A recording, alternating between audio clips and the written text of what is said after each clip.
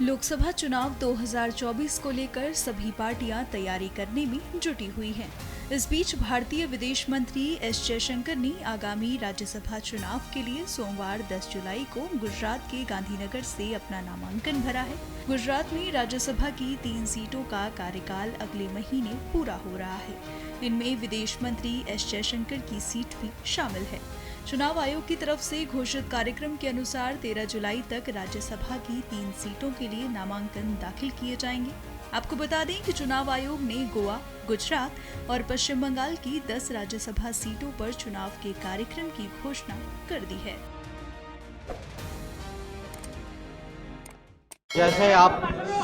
जैसे आप सब लोगों ने देखा,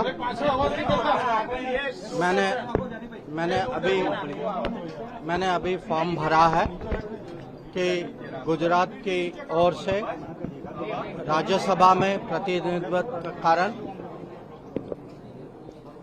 मैं फिर से भाजपा का उम्मीदवार बना हूं। और मैं सबसे पहले तो अपना आभार प्रकट करना चाहूंगा प्रधानमंत्री जी को और भाजपा के नेतृत्व को और गुजरात की जनता को और गुजरात की विधायकों की उनकी आशीर्वाद से मुझे एक बार और राज्यसभा में गुजरात के प्रतिनिधि बनने का एक अवसर और मिलेगा।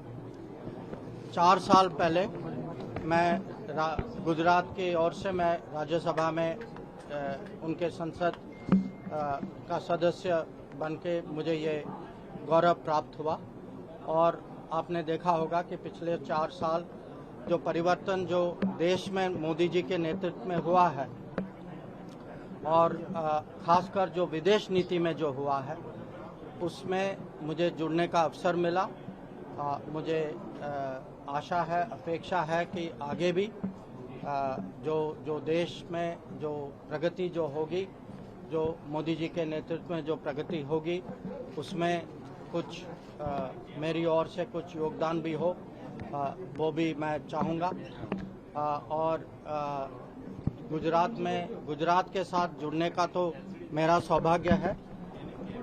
मैं यह भी कहूँगा कि मैंने पिछले 4 साल में बहुत कुछ सीखा है गुजरात से। और गुजरात को एक किस्म से हम मॉडल स्टेट मानते हैं। बाकी जो योजनाएं जो हुई हैं, जो प्रगति जो हुई है, जो प्रोजेक्ट्स जो हुए हैं, ये खाली भारत में नहीं अंतर्राष्ट्रीय स्तर में भी इसकी आजकल पहचान है। तो एक बार और मैं आभार प्रकट करना चाहूँगा कि मुझे एक अवसर और मिला है।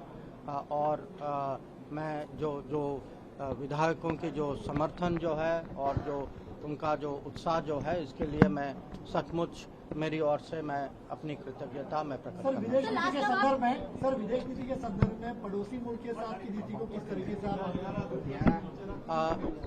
पड़ोसी मुल्कों के साथ ज़्यादातर पिछले 9 साल में, क्योंकि आप जानते हैं कि कुछ ही पिछले हफ्तों में जो 9 साल की जो उपलब्धियां जो हैं, इसके बारे में हम पूरे देश को परिचय कर चुके हैं।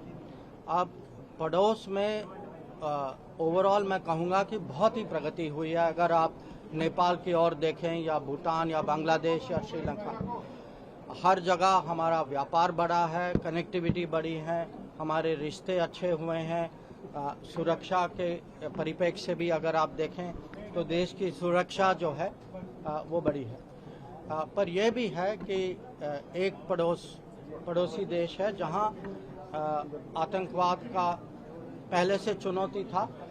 उस चुनौती को हम बड़ी दृढ़ता से उसका मुकाबला कर रहे हैं। और मुझे विश्वास है कि मोदी सरकार जो है देश को हर समय सुरक्षित रख पाएगी। और जो ओवरऑल मैं कहूँगा कि पड़ोस में काफ़ी सुधार है।